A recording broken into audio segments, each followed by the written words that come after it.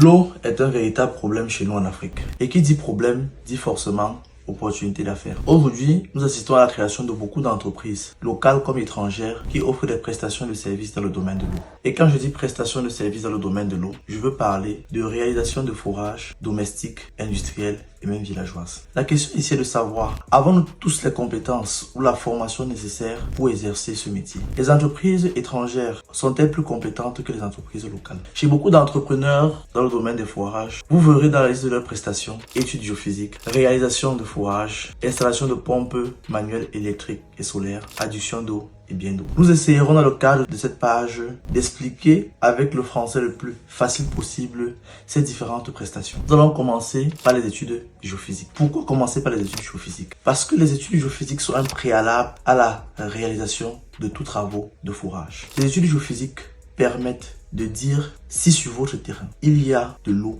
ou pas. Dans le domaine du forage, ceux qui pratiquent l'étude géophysique sont appelés les géophysiciens. Ce terme est un abus de langage. Pour ne pas vous fatiguer avec beaucoup d'explications, dans le cadre de cette page, nous allons les appeler les chercheurs d'eau. Ce qu'il faut savoir, c'est que tout le monde ne peut pas être chercheur d'eau. Tout le monde ne peut pas être chercheur d'eau. La formation de base d'un chercheur d'eau, c'est la géologie. Dans nos universités, nous appelons cette formation les sciences de la terre ou bien les géosciences. Mais qui d'autre aussi peut être chercheur d'eau? Un chercheur d'eau peut aussi être un physicien. Un physicien qui a complété sa formation en géologie pour pouvoir exercer ce travail. Mais il faut aussi retenir que c'est pas tous les géologues qui sont des chercheurs d'eau. La discipline dans la géologie qui permet de chercher l'eau, qui étudie la recherche de l'eau, c'est l'hydrogéologie. C'est donc dire que le chercheur d'eau doit avoir des connaissances en hydrogéologie. C'est dire que le chercheur d'eau aussi doit être un hydrogéologue qui utilise les appareils et les méthodes géophysiques pour faire son travail. De même qu'un physicien